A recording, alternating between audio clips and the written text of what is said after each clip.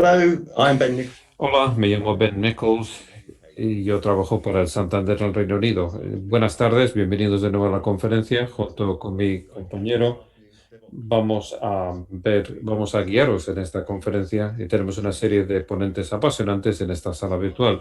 Pero antes de empezar, me gustaría saber si tenéis alguna pregunta y si es así, utilizar el chat y nosotros contestaremos al final de la ponencia. Es un placer para mí presentar al primer invitado, Rashid Palmer, que es un fellow IBM y también vicepresidente de tecnología. Rashid, ¿estás ahí? Sí, muy bien, gracias, Ben. Bueno, pues muchísimas gracias. Estamos encantados de tenerte aquí con nosotros. Así que Rashid, que es un fellow IBM, vicepresidente responsable de la estrategia técnica en Europa de IBM. Él ayuda a los clientes para que puedan mejorar sus prácticas a través de la nube, a través de la inteligencia artificial y también ha creado una plataforma independiente. Tiene 36 años de experiencia práctica en IBM y sus estrategias de desarrollo son trabajos que han tenido mucho impacto. Ha trabajado con retail, con financiero, con fabricantes y en proyectos de transformación de todo tipo de tamaños. Él recibió un MBE, que es un miembro de la Orden del Imperio Británico, por su aportación a las empresas y a la innovación. Enhorabuena, Rashid, porque eso es un premio muy importante. Entonces, el tema es el de las nubes. Entonces, ahora te voy a dar la palabra a Rashid. Muchísimas gracias, Ben, y bueno, bienvenidos a todos. Estoy encantado de compartir mis puntos de vista. Y cuando pensamos en todo este tema de la nube híbrida, tiene que ver con apalancarlo para crear el tipo de impacto que las organizaciones y las empresas necesitan. Y para explorarlo hay un par de links a blogs. Yo he estado mandando blogs sobre esto desde hace algún tiempo.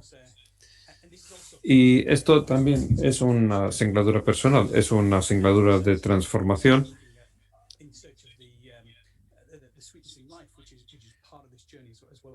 y queremos encontrar las cosas más positivas en la vida. Pero lo que voy a hacer es abordar 7 preguntas. La nube híbrida, ¿cómo facilita la transformación? Y cuando iniciamos esta singladura, ¿qué tipo de resultados cabe esperar? ¿Qué es lo posible? Y cuando empiezas, ¿cómo cambian los modelos de negocio? Puesto que esto es un cambio de modelo. Y bien, con ese cambio, ¿qué tipo de trabajo hay que hacer? ¿Y qué aspecto tienen las empresas? Y después hay que empezar a pensar en que todo eso está muy bien, pero ¿dónde tengo que hacer las cosas? ¿Dónde tengo que aplicar la tecnología? Y entonces, ¿qué cosas hay que hacer para hacer frente a algunos de los retos que tenemos en un contexto más amplio?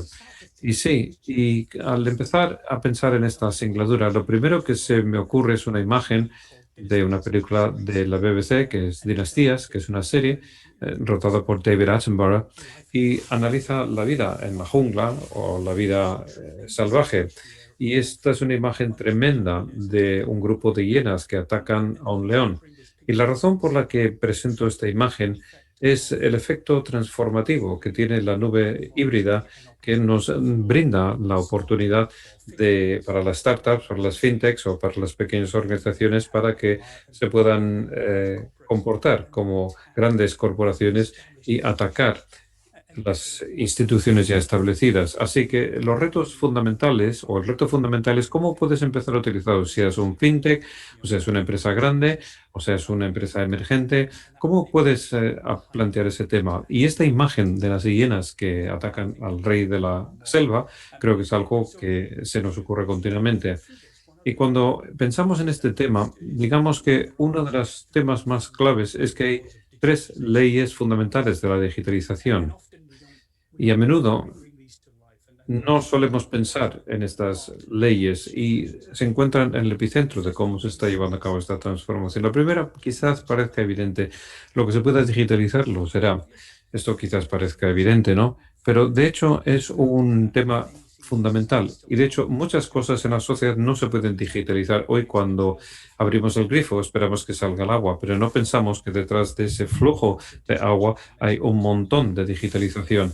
Y de la misma manera, cuando vamos a un cajero, esperamos que salga ese dinero por la ranura. Y esto solamente se produce porque la digitalización se ha llevado a cabo. Pero ¿qué sucede también cuando iniciamos esta singladura? Bueno, tenemos el valor de lo que se digitaliza suele ser gratis. Esto lo hemos visto en la música, también en los vídeos, lo hemos visto en libros, ahora lo estamos viendo en la vida cotidiana. Si pensamos en la noción de cómo una organización grande como Uber no tiene ningún activo, pero aún así han empezado a transformar el negocio. Y la clave consiste en entender que los datos permiten que este nuevo valor se genere. Y si pensamos en el ejemplo del taxi, hace 10 años, cuando llamábamos para un taxi, la persona al teléfono te decía, el taxi llegará en 10 minutos. Entonces era, bueno, pues era una suposición, era una mentira. No sabía dónde estaba el taxista realmente, pero llegó Uber y este tipo de empresas que permitieron que la digitalización pudieran plasmar la realidad del tráfico y darte esa información. Así que estas son tres leyes que hay que tener en cuenta y realmente sirven como base de cómo sucede la digitalización.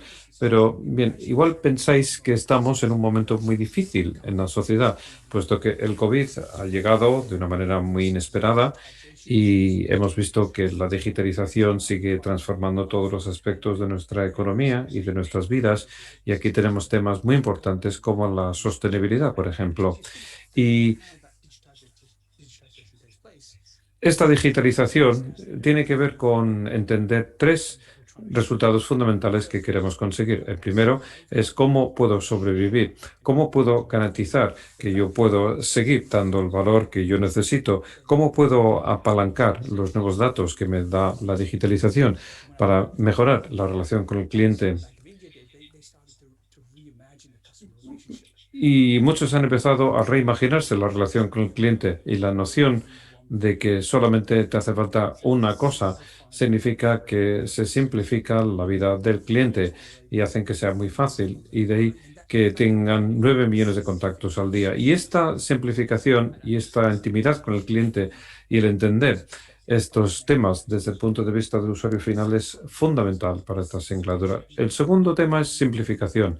Y hay muchos de los programas que utilizan los bancos en todo el mundo están utilizando esta siguiente ola de nube híbrida y de transformación para poder simplificar el paisaje de las tecnologías de la información, que se han vuelto muy complejo. El cumplimiento o la complianza también es un tema muy importante. Por ejemplo, en la nube FSS hay que empezar a simplificarlo y hay que dar una manera unificada de entender todos los aspectos de la regulación. Y esta simplificación hace que sea posible que podamos aumentar la efectividad del negocio y también la eficiencia. Y el último apartado es utilizar esta nube híbrida como una manera de encontrar cosas que son únicas, un resultado que sea único para el negocio y después ya subirlo a la superescala. Bueno, estoy seguro que os facilitarán las diapositivas y en las diapositivas hay links sobre lo que estoy hablando. Pero bueno, entiendo los resultados, entiendo la noción de que hay una jungla por ahí que tenemos que sobrevivir. Pero ¿cómo se crea el nuevo valor? ¿Cómo se forma el nuevo modelo de negocio? Y esto es un trabajo que hemos hecho en los últimos años, que publiqué en el Harvard Business Review en 2014. Igual pensáis que hace mucho tiempo, pero bueno, es interesante ya que todavía prevalece esto. Y cuando empiezas a pensar en la transformación, puedes ver que los bancos y los sistemas bancarios llegan a todos los aspectos de la sociedad. Estos nuevos modelos de negocio son nuevas tecnologías que brindan tremendas oportunidades para las instituciones bancarias como la vuestra. Entonces, se trata de tomar un producto físico y de utilizar la conectividad, los sensores, etcétera, aumentando ese producto con nueva inteligencia. Y esto te permite cambiar tu relación con ese producto. Y eso se puede ver en cosas, por ejemplo, vehículos autónomos o en televisiones inteligentes o electrodomésticos inteligentes, hogares inteligentes. y este espacio de la inteligencia. Entonces, es la oportunidad de crear nuevos servicios en base a la inteligencia que ya tienes en esos productos y la transformación de ese modelo de negocio, de dejar de ser un fabricante para ser un proveedor de servicios en función de los servicios que tú puedes proporcionar es fundamental. El segundo cambio de modelo es cualquier cosa que haga la gente que se está automatizando gradualmente y esta automatización nos da lugar a maneras totalmente nuevas de interactuar y nuevos parámetros de eficiencia. Y esto se puede ver, por ejemplo, en el caso de los Amazons, que están creando almacenes virtuales o tiendas virtuales, o se ve también en servicios de recursos humanos que se dan a través de la nube. Entonces, son procesos que son manuales hoy, que se están automatizando y que se llevan a la nube. Y en la nube, bueno, están allí como un proceso digital. Y el reto es quién llegará a desarrollar esa plataforma digital. El tercer elemento es que cuando tú tomas una cadena de valor que abarca varias fronteras organizativas, hay que aumentar la eficiencia. Y al utilizar una fuente de datos fiable en esa cadena de valor, puedes automatizarlo y puedes retransformar todo el proceso. Y el trabajo que hemos hecho sugiere que aproximadamente son como 3.000 billones de dólares que se malgastan al año por ineficiencias. La noción del blockchain lo vemos también en trade finance, en lo que estamos haciendo con Maersk y con otras empresas consignatarias y otros traders. Bueno, todos estos procesos se enfrentan a muchos retos por la burocracia y por la desconexión entre procesos. Pero al incluir esta estructura blockchain, podemos crear una fuente fiable y empezamos a transformar cosas. Y lo mismo sucede también con las cadenas alimentarias, para saber de dónde provienen los alimentos o su autenticidad y entender otros aspectos. Y esto realmente transforma muchas cosas. El cuarto elemento dice que cualquier dato que tengas en una empresa puede ser un activo que puedes intercambiar o que puedes comercializar. Y esto lo vemos en muchos aspectos. En una empresa de meteorología que enseña los datos sobre meteorología, o las telcos que ahora toman los datos de los teléfonos móviles y analizan la trayectoria que sigue ese teléfono que se convierte en un activo comercializable, y son datos de tráfico que venden a fabricantes de coches o proveedores de aplicaciones. Y por último, cualquier cosa que tú tengas como objeto físico, creando una representación digital, te permite crear patrones totalmente diferentes y valores totalmente diferentes. Y es donde entra en juego Uber y Airbnb, donde realmente se convierten en el patrón base. Y este gráfico nos da un detalle, bueno, hay más detalles en el informe, pero bueno, la noción es que es muy fácil entender estos modelos y podemos empezar a ver a medida que va cambiando el modelo de negocio, hay una enorme oportunidad que emerge. Y cuando empezamos a pensar en esa oportunidad, dices, bueno, vale, pero ¿qué es lo que está pasando aquí realmente? ¿Esto cómo es que es posible? Y otra de las cosas que ha hecho IBM mucho entienden cómo funcionan estas tecnologías.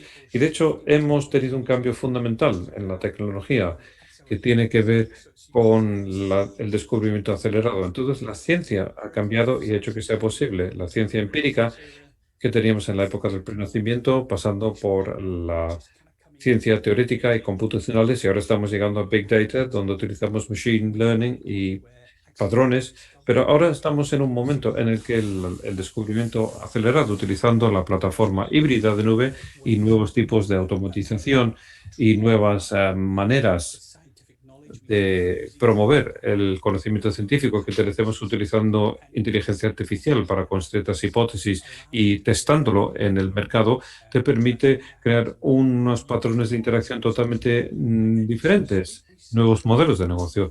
Entonces, el IBM, la investigación está clara en IBM.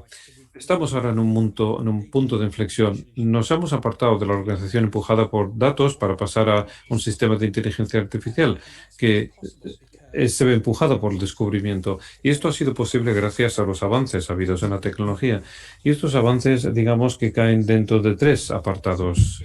Tenemos, por ejemplo, el uso de la IT tradicional, por ejemplo, la estructura de von Neumann y las técnicas tradicionales de programación que han sido útiles, pero también hemos visto la emergencia de la inteligencia artificial y cómo nos ayuda a reducir la intervención humana con todos estos datos. Pero bueno, para daros alguna métrica, desde el punto de vista de las IT, bueno, pasamos de la cifra de 1.000 millones en 2012. Hoy estamos hablando de 10 a la 20 de datos allí. Y la única manera que podemos utilizar eso y entenderlo es mediante técnicas como, no sé, la ingesta rápida y llegar a una velocidad 100 veces superior utilizando esta nube híbrida, o bien empezamos a utilizar inteligencia artificial y quantum que está emergiendo, que nos permite acelerar algunos de los diseños, procesos de diseño y los procesos de generación de ideas. Y esto nos ayuda también a testar nuevas ideas y empezar a empujar esta innovación de una manera diferente. Y la combinación de la nube híbrida y del acceso a IA y de Quantum, bueno, todo esto no es que sea uno solo que lo va a posibilitar, sino que es la combinación. Y lo que nos lleva a esto es a lo siguiente, y es que hay que replantearse lo que hará la gente cuando vaya al trabajo. Y realmente, bueno, pues se ha analizado con mucho detenimiento, puesto que la emergencia del trabajo en el mundo, bueno, la gente quiere progresar, quiere avanzar, quiere hacer cosas nuevas. Entonces vemos nuevos tipos de trabajadores. Y este trabajo está muy empujado por los resultados, es muy impredecible, entonces no sabemos cuánta demanda va a haber.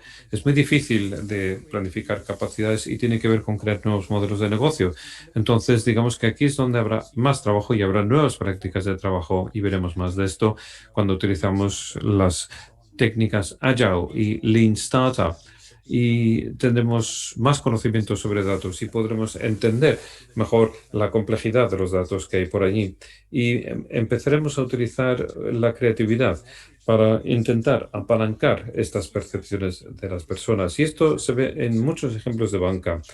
Por ejemplo, si viéramos algunas cosas que hemos construido con Credit Mutual y NatWest, bueno, nunca nos hubiéramos imaginado en cómo los clientes interactúan con el banco y la organización a través de un chat, que es algo muy natural. La creatividad que nosotros hemos conseguido con estos ejemplos hace que sea fascinante. Pero esto ha sido posible porque la gente que trabaja en esos proyectos tienen unos valores nuevos y quieren hacer cosas que tengan significado. Quieren entender lo que le importa al cliente y los temas que le preocupan y empezar a hacer cosas que generen valor de verdad para el cliente. Y esta es la razón por la que están analizando métricas que les importan, métricas sobre ayudar al cliente para que pueda superar algunos de los retos que han tenido durante el COVID y también para abordar algunos de los temas subyacentes de las privaciones que se están dando en la sociedad. Y a la vez lo que encontramos cada vez más es que la gente quiere tener también equipos inclusivos y este equipo inclusivo es fundamental para poder llegar a entender lo que está pasando. Entonces, cuando hablamos de diversidad e inclusión, esto no es que sea algo agradable de tener, sino que es fundamental para que podamos tener una buena comprensión del contexto y también garantizar que todas estas ideas van a generar una idea que va a ser importante para todos.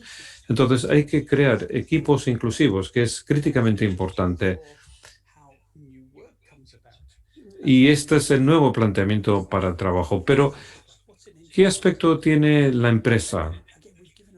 Y de nuevo, hemos pensado mucho en este tema y se ha publicado un informe sobre empresas virtuales hace poco tiempo. Y hay que pensar un poco en esto. Cuando vemos cómo estos nuevos patrones o modelos de negocio cambian, ¿cómo podemos crear valor y dar valor? Bueno, pues digamos que resulta fundamental pensar en cómo es esa empresa. Y la empresa virtual tiene unas fronteras que no se limitan a un edificio, a una organización, sino que es algo que está conectado a través de las redes y se convierte en una plataforma que proporciona un valor único para la cadena de valor a la que atiende. Y estas plataformas realmente nos permiten reimaginarnos qué es lo que necesita el consumidor y utilizar esa plataforma como motor. Pero además, la organización digamos que está empujado por los datos y están generando innovación, sacando cosas de los datos y para darles un sentido. Y después cogen esos insights, esas percepciones y flujos de trabajo para generar una herramienta que sea capaz de generar valor para el cliente. Y gran parte de esto tiene que ver con asegurarte de que tú entiendes lo que necesita el cliente. Y la noción que vemos aquí es que se trata de encontrar cosas que realmente eliminan esa fricción en la sociedad. Tiene que ver con entender también que esta persona, cuando compra una casa o compra un producto que precisa un servicio de gestión, lo necesitan de tal o cual manera.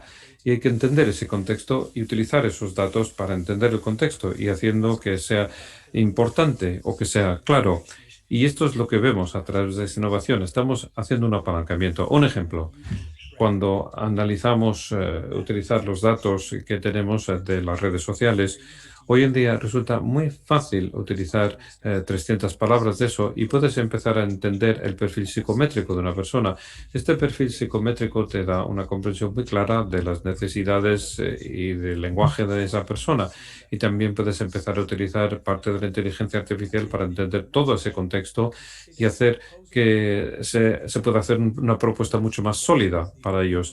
Y de esto va. Los flujos de trabajo tienen que tener esa percepción de inteligencia artificial, pero también hay algunos temas fundamentales que nos preocupan. Por ejemplo, garantizar que lo que damos sea sostenible y que tiene un impacto duradero y que la gente esté en línea con los aspectos del entorno y societales de lo que están haciendo. La empresa virtual tiene que tener esa noción, tiene que desempeñar un papel central, pero también tiene que haber, bueno, pues una interacción sin interrupciones entre los humanos y la tecnología. Y esta experiencia empoderada es el resultado final. Y no solamente es tecnología para el cliente, sino también para el empleado. ¿Cómo podemos liberar a ese empleado y cómo podemos eliminar parte de la tarea aburrida que tienen que hacer a diario y hacer que sea posible que sean creativos para que puedan imaginarse o replantearse su papel e innovar continuamente? Y esto se basa en esta red híbrida, abierta y segura. Y estos sistemas son muy vulnerables, puesto que hay muchos perpetradores que están intentando acceder a ellos.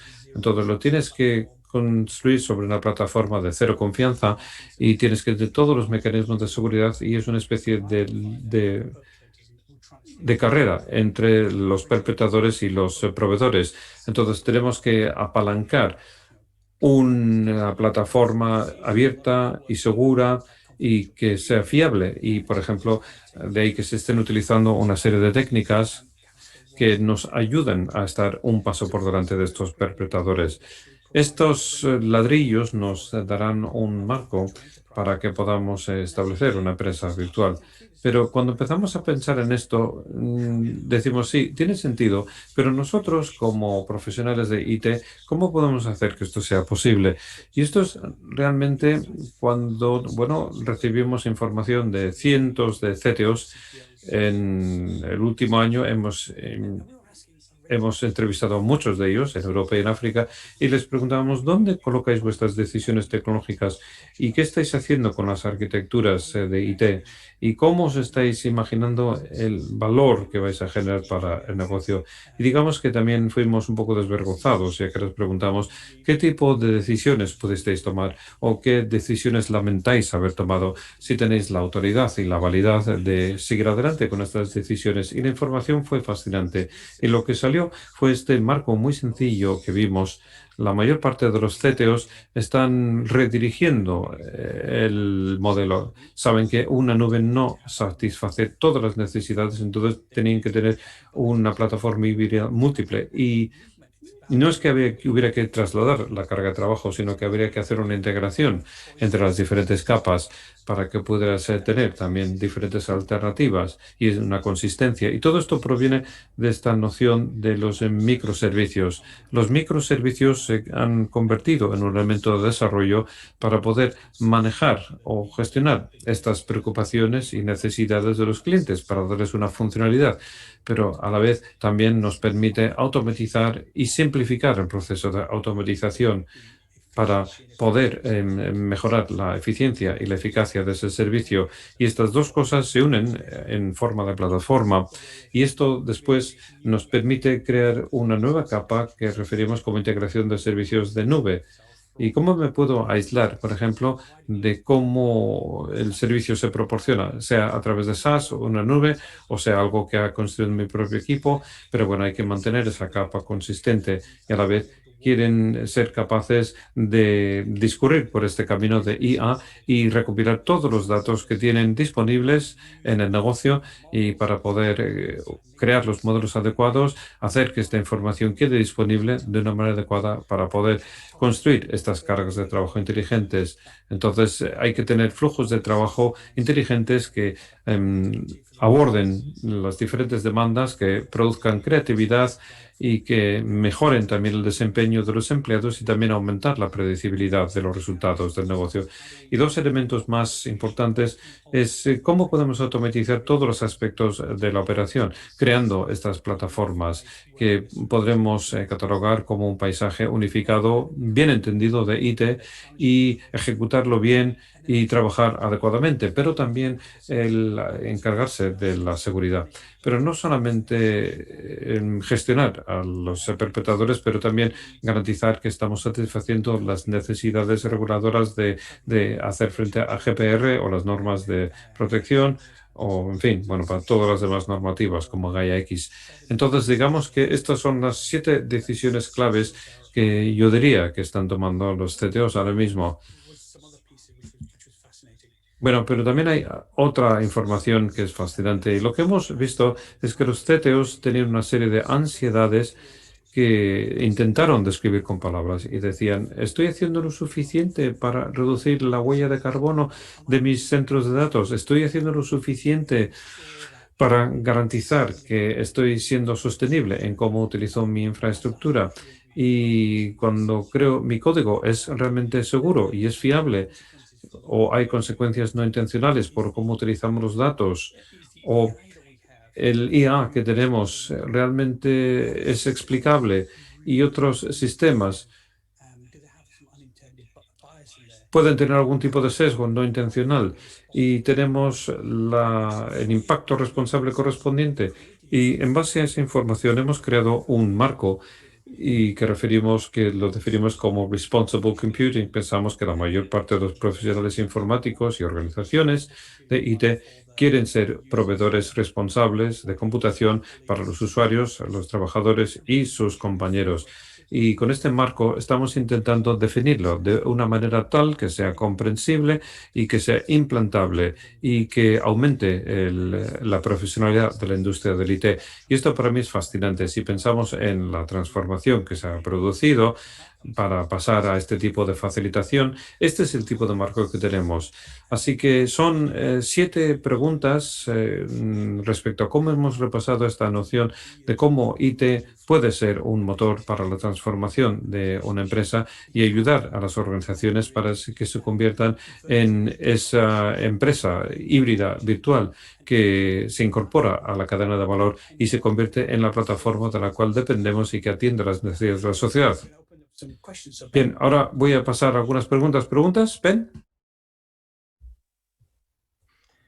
Hi, Rashik. I'm not seeing any questions. Hola, Rashid. No veo que haya preguntas en este momento.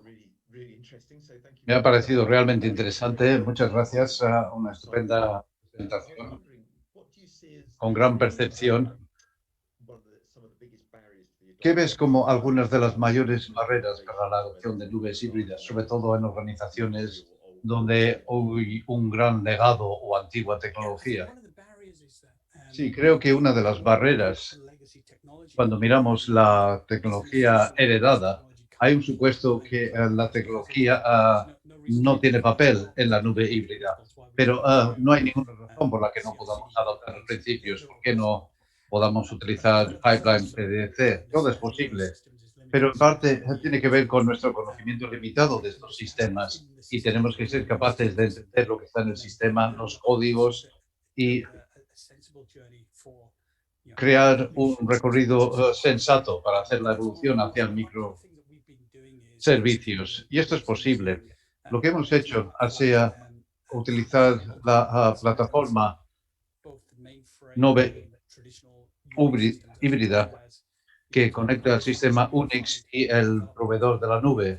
Por lo tanto, un entorno unificado de desarrollo. Y esto nos da bastantes posibilidades. Y la manera de llevar estas capacidades a la nube híbrida es uno de los retos. Pero hay soluciones y maneras que estamos probando para avanzar.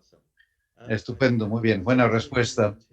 No veo preguntas aquí de momento. Así que, Rashi, muchas gracias. Ha sido una presentación muy útil. Muchas gracias y enhorabuena. Y Ben, si alguien quiere continuar la conversación, estaremos en la sala privada y encantado de contestar preguntas o tener conversaciones con los colegas, porque hay un montón de ejemplos que no he podido abarcar porque el tiempo era limitado y tal vez haya cosas que la gente quiera comentar y yo encantado de hacerlo. Estupendo. Muchas gracias, Rashik.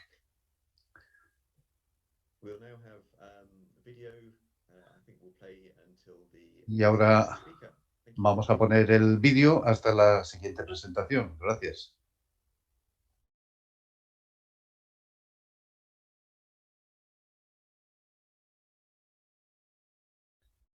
Well, I think the video should start soon. There is a little bit more delay than this afternoon. So I'm looking at the Debería platform. empezar el vídeo enseguida. Hay un poco más de retraso que esta mañana. Estoy mirando la plataforma ahora mismo para ver si todo está bien. Creo que sí.